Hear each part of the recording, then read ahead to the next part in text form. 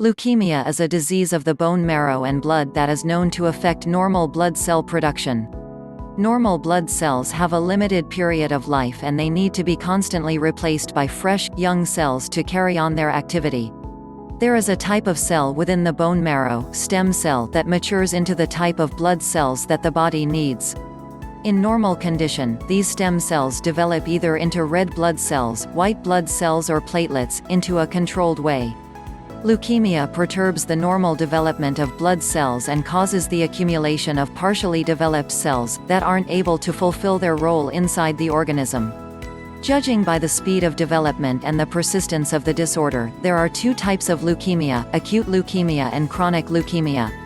Judging by the types of stem cells affected by the disorder, leukemia can either be lymphocytic or myelogenous. Acute leukemia differs from chronic leukemia by the levels that stem cells are able to reach in their development. Stem cells that present anomalies still manage to partially develop and either resemble immature cells or complete, normal white blood cells. Inside the body of people who suffer from acute leukemia of myelogenous, the bone marrow produces stem cells which form a kind of partially matured white blood cell called myeloblast. This type of blood cell doesn't reach a full maturity state and can't carry out its intended role. Myelogenous cells tend to multiply very fast and exceed the numbers of healthy blood cells, facilitating the occurrence of anemia, infections, and weakening the immune system of the body.